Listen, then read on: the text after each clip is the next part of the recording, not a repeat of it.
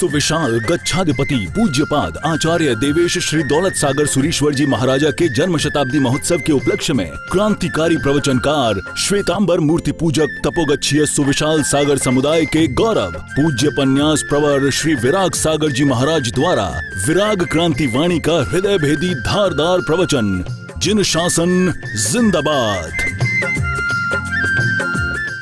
प्रवचन सुनने के पीछे के 3 कारण होते हैं। 3 प्रकार का आनंद श्रोता को प्राप्त होता है और इसीलिए लोग प्रवचन अक्सर सुनते रहते हैं। नंबर 1, या तो श्रोता को चाहिए कर्णानंद, कान को आनंद, कान को सुकून मिलता है और इसी लोग प्रवचन सुनते हैं। चलो ना, प्रवचन सुनेंगे 20 मिनट, आधा घंटा, घंटा कहाँ निकल जाएगा पता भी नहीं चलेगा। टाइम पास भी अच्छा होगा, 2 शब्द कान पे पड़ेंगे, प्रवचन भी अच्छा होता है, मजा आती है, जरा हंसना भी आता है, सीरियसनेस भी होती है, मजा आती है इन शॉर्ट में। इसीलिए लोग कर्णानंद, कर्ण को आनंद होने से प्रवचन सुनते हैं। या तो नंबर 2, चित्तानंद, मन को आनंद मिलता है, मन को सुकून मिलता है और इसीलिए मन के आनंद के लिए जैसे लोग टीवी देखते हैं, सीरियल्स देखते हैं, जैसे कोई पिक्चर देखते हैं, मूवी देखते हैं या कोई मैच देखते हैं और उन्हें बड़ी खुशी होती है, उनके मन को आनंद मिलता है, वैसे कोई कोई गुरु भगवंतों के प्रवचन सुनने से मन को भी तसल्ली, मन को आनंद मिलता है और इसीलिए भी लोग प्रवचन सुनते हैं। पहले नंबर में कर्णानंद, दूसरे नंबर में चित्तानंद यानी कि मन को आनंद, और तीसरी वजह होती है, तीसरा कारण है कि वो है आत्मानंद, यानी आत्मा को आनंद मिलता है, रोम रोम पुलकित हो उठते हैं। क्या आज मेरे भगवान महावीर की वाणी सुनकर आज मैं तो पतित में से पावन बन गया, मेरा जीवन धन्य धन्य बन गया, आज मुझे एक सच्चा राह मिल गया, आज मुझे सही रास्ता मिला, मुझे एक सन्मार्ग मिला, मुझे एक अच्छा विचार मिला, मुझे अच्छी सोच मिली कि जिससे मैं मेरे आत्मा का कल्याण कर सकूं, मुझे एक आत्मा कल्याण का एक सच्चा मार्ग मिल गया। मैं मार्ग पतित था और आज मैं मार्ग के ऊपर चलने वाला एक सच्चा राही बन गया। मैं एक मुसाफिर बन गया कि जिसका सच्चा लक्ष्य है कि मुझे सकल कर्म का नाश कर मुझे मोक्ष सुख को प्राप्त करना है। यही मेरे जीवन का सच्चा असली मकसद है कि मुझे अभी विभाव में से स्वभाव दशा में जाना है, मुझे अल्प विराम से पूर्ण विराम तरफ जाना है, मुझे अमावस्या से पूनम तरफ जाना है, मुझे नदी से सागर बनना है, मुझे आत्मा को शुद्धात्मा बनाना है। अभी मेरी आत्मा अधम आत्मा है और अधम से मुझे परम आत्मा यानी परमात्मा, बस यही मेरे जीवन का लक्ष्य मुझे सिद्ध करना है। और ये कब? जब मैंने ये प्रवचन सुना गुरु भगवंतों के श्रीमुख से, भगवान महावीर की वाणी का आज मैंने अमृत पान किया है। सच में आज मेरा जीवन, आज मेरा दिन, आज मेरी रात, आज मेरा ये पुण्य क्षण आज परम पावन बन गया है। और ये जो अनुभूति जब होती है आत्मा से, उसे आत्मानंद कहते हैं। मुझे ये बताइए, आप सब जो आज प्रवचन सुन रहे हैं, किस लिए? कर्णानंद के लिए, चित्तानंद के लिए या आत्मानंद के लिए? किसके लिए? अपने आप से पूछो। जब प्रवचन सुनने के बाद, जब उसमें आप चिंतन मंथन करते हैं, जब आप उसके ऊपर परिशीलन करते हैं, जब उसका स्वाध्याय करते हैं, तब वो प्रवचन आपके हृदय में अंदर में उतरता है। कान मार्ग थई हियड़े पेशी, संदेह मनना भांजे रे, लागे मने मीठी रे, प्रभु तारी वाणी लागे मने मीठी रे। कैसी अद्भुत ये परमात्मा की वाणी है। अभी आप जो सुन रहे, ये विराग सागर महाराज साहब जी का प्रवचन नहीं सुन रहे, आप जो सुन रहे ये भगवान महावीर की वाणी। मैं तो सिर्फ एक माध्यम हूं, जैसे एक माइक होता है और माइक से बोलने वाला अलग होता है, लेकिन वक्ता अलग होता है, और माइक से आवाज निकलकर और आपके कान तक पहुंचती है। जिस तरह से माइक एक साधन है ना, वैसे विराग सागर भी एक साधन है। बोलने वाले, बुलाने वाले तो परमात्मा महावीर स्वामी हैं और वो मुझे माध्यम बनाकर और आप तक उनकी वाणी को पहुंचा रहे हैं। उनकी जो एक ऐसी अद्भुत वाणी कि जिस वाणी को सुनकर आज तक असंख्य नहीं, अरिहंत परमात्मा के देशना को सुनकर आज तक अनंत अरिहंत हो गए, और ऐसे अनंत अरिहंत परमात्मा की देशना को सुनकर अनंत अनंत आत्माओं ने अपना आत्मा कल्याण साध लिया। वो सब तीर गए तो मैं और आप क्यों नहीं तीर सकते भैया? हम क्यों नहीं तीर सकते? कहीं ना कहीं शुनोति इति श्रावक को, जो सुनता है वही श्रावक है, जो सुनता है वही साधक है, जो सुनता है वही तो पंचेंद्रिय माना जाता है। क्योंकि चौरेंद्रिय को कान नहीं होते, तेंद्रिय को आंख और कान नहीं होते, और बेंद्रिय को न तो कान न आंख न और नाक होता है, और एकेंद्रिय को तो न कान न आंख न नाक और न जीभ होती है। हम तो पंचेंद्रिय है, हमें भगवान ने पूर्ण बनाया, हमको कान भी दिए, और अगर कान मिलने के बाद अगर हम इस कान का अगर जिनवानी श्रवण कर और मन द्वारा उसमें अपने जीवन में अपने स्वभाव में परिवर्तन नहीं लाएंगे तो क्या फायदा? पिछले तीन दिनों से हम सुन रहे हैं कि हमारे में दंभ कितना बढ़ गया है, साप भयंकर या पाप भयंकर, और उसके बाद हमने ये भी सुना कि उन कुत्तों को बाहर निकालना है।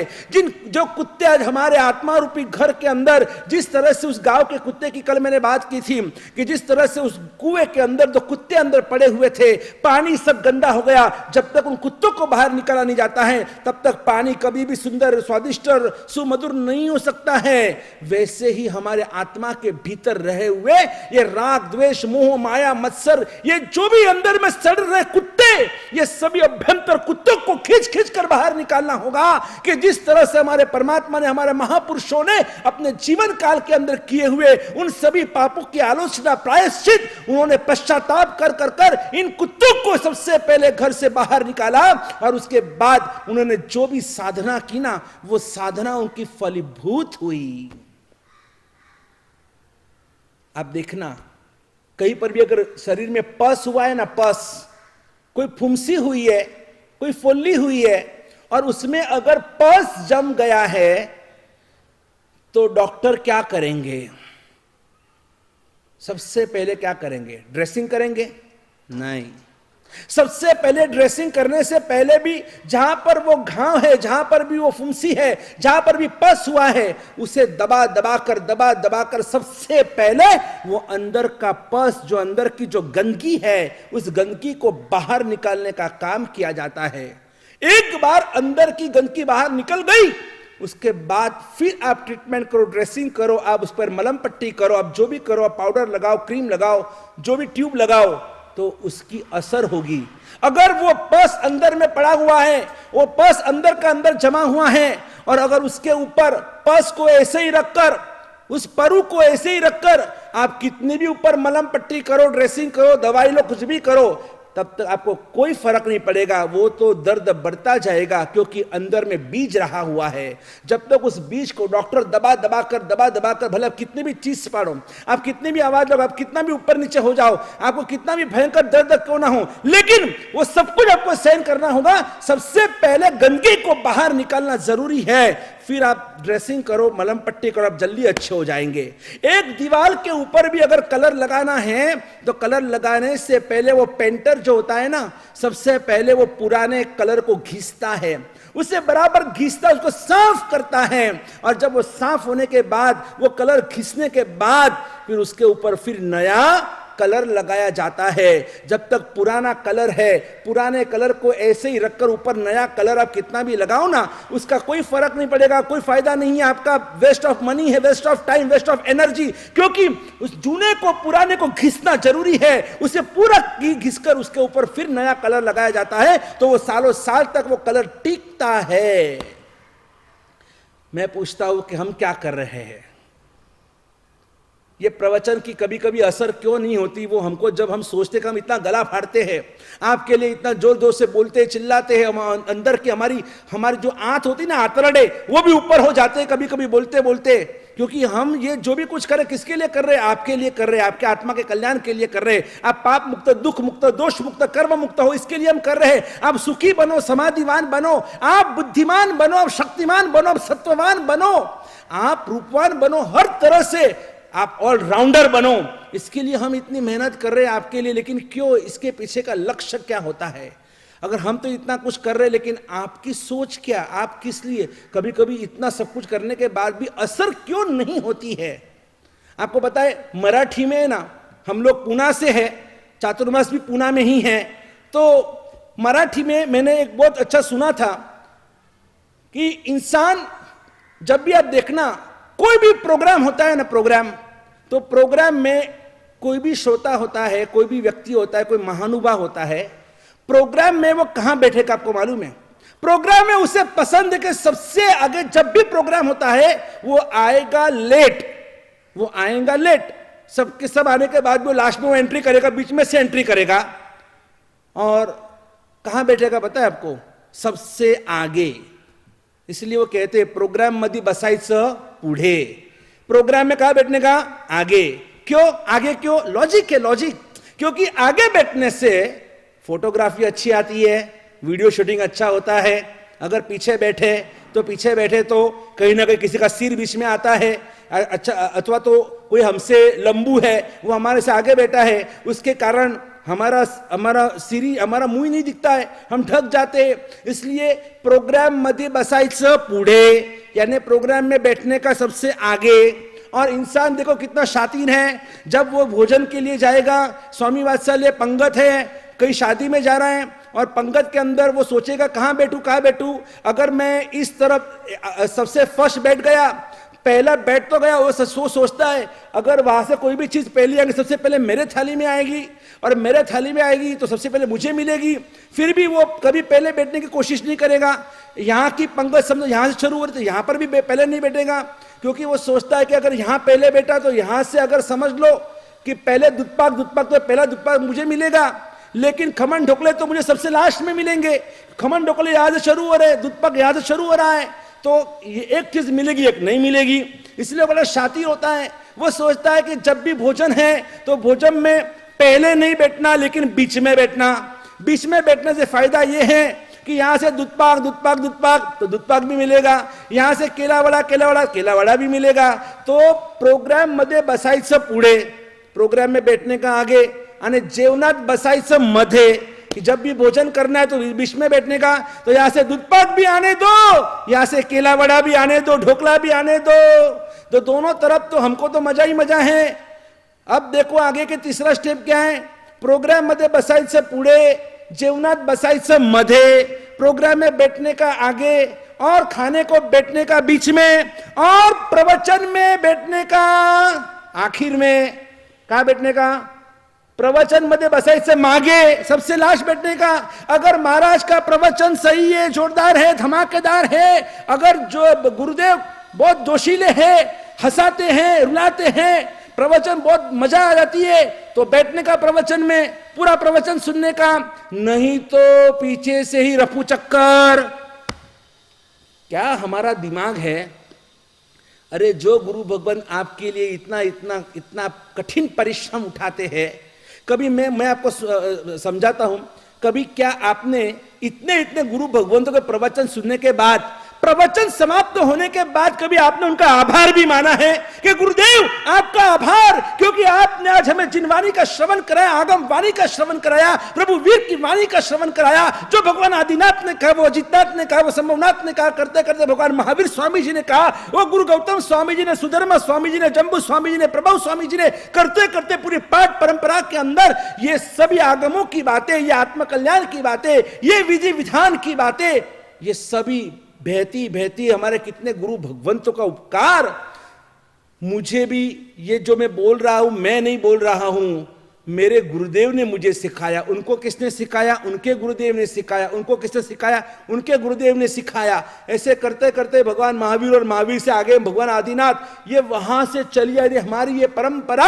आज इन सभी का उपकार है, तो इन देव और गुरु का अनंत उपकार मानो अब हाथ जोड़कर प्रतिदिन, कि जिन्होंने आपको पाप से मुक्त करने के लिए, आपके राग द्वेष को आप में से, आपको आपके जीवन में से हटाने के लिए, जो आज निश दिन रात दिन चिंतित होकर, और भोब भव्या श्रुणुत वचनम प्रस्तुतम सर्वमेतत्, और इस तरह से भव्य जीवों को उतारने के लिए आपको निष्दिन ये प्रवचन गंगा में आपको डुबकी लगा रहे हैं, आपको पावन कर रहे हैं।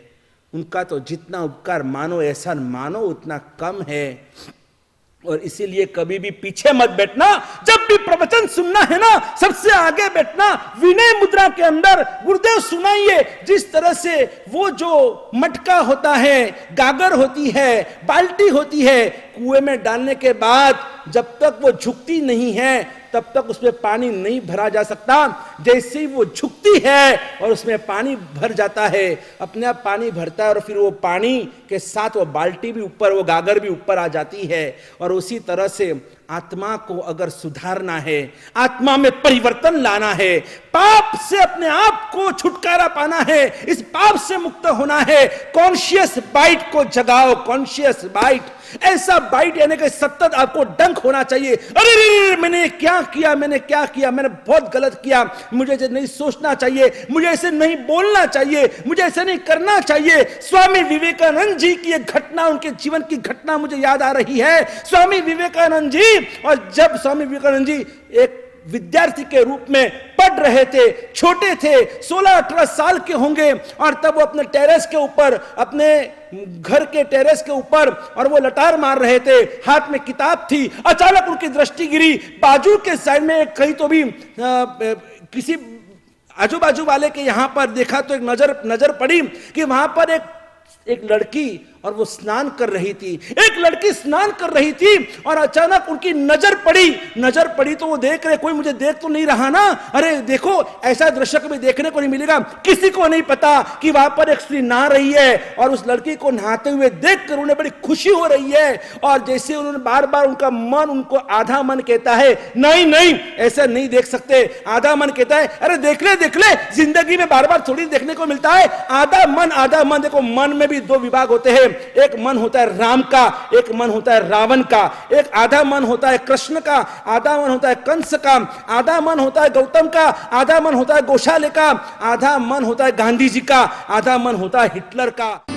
लाभार्थी परिवार श्री चिमणलाल माणिक चंद वाडावाला परिवार शिरूर, शांति भाई, प्रवीण भाई, अशोक भाई, जितेंद्र भाई, डॉक्टर राजकुमार भाई, तेजपाल भाई, डॉक्टर दिनेश भाई, हितेश भाई, डॉक्टर कल्पेश भाई, अमित भाई एवं समस्त वाडावाला परिवार पुणे, पिंटू भाई, विशाल भाई, डॉक्टर कल्पेश भाई, डॉक्टर धर्मेश भाई, डॉक्टर सचिन भाई, डॉक्टर चिराग भाई, दर्शत भाई एवं समस्त परिवार, बार्शी, बारामती नगर, पुणे। सौभाग्यवती मणिबेन डायालाल जी विनायकिया परिवार, डीसा निवासी, हाल पुणे। सौभाग्यवती सुनंदाबेन केशवलाल जी जीरावला परिवार, गढ़ शिवाना निवासी, हाल Pune. Firm Raj auto spare Pune, Jirawala plastic private limited Pune. Hiralal ji Kundanmal ji Jain परिवार, पोसालिया निवासी, हाल पुणे।